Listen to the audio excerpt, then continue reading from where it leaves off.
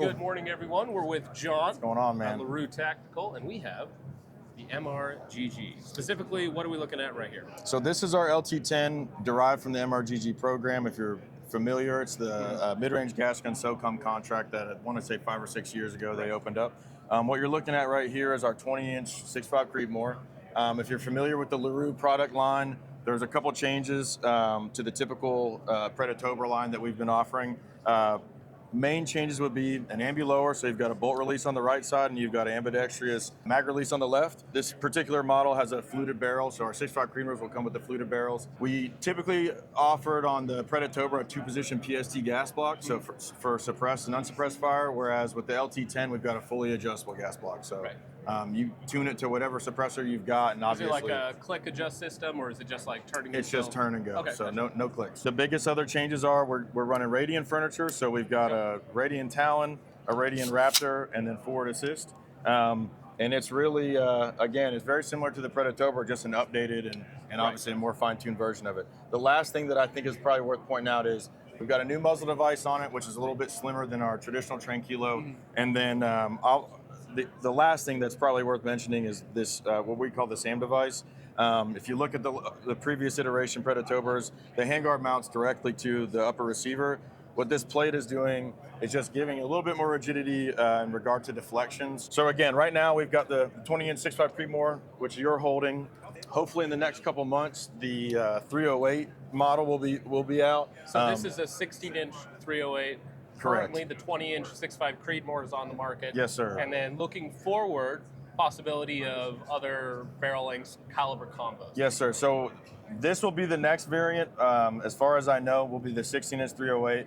I just got confirmation that the 14.5 6.5 Creedmoor is absolutely a viable option that we are considering, and hopeful that by the end of the year will be an option available to you guys, which is I think what the industry is looking for. We've got to iron out a couple of the details, being what muzzle device we're going to use, because obviously the industry is going to have a fit regardless of what we go with. But we're going to try to make everybody happy with that 14.5-inch. Well, but you can only make half the people upset. You know, whatever you choose. Only 50% later. That's fine.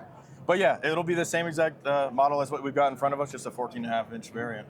But that's the LT10. So, what's the current price tag on these guys? The 20-inch is already available. I imagine it'll be close for the other models, plus or minus a little bit. So what are we looking at right now for the 20-inch? The 20-inch Creedmoor is going to be $4,750 as MSRP. Obviously, MSRP is not representative of what you'll be able to find it at on the market. That sounds like a lot of money, but compared to some of the other MRGGs, that's actually like on the lower end, I would say. It's still a lot of money. $4,700 is a lot of money, no matter how you cut it. But to your point, yeah, it is a little bit cheaper than some of the competitors.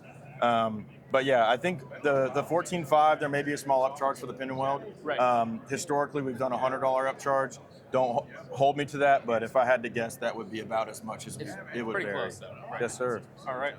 Awesome. And then accuracy that you guys are seeing out of these, because these are, each one gets, of the MRGG specifically, gets hand test fired by Mark himself, right? Yes. So if you're unfamiliar with the company, Mark Larue is the owner of the company, and he groups every single one of the rifles before they leave the facility.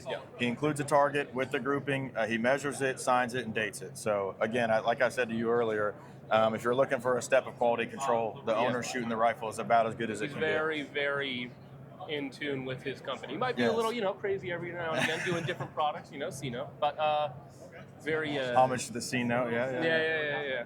He loves what he does. He certainly does, and he's very much involved with the company. Obviously, he is the backbone of the company.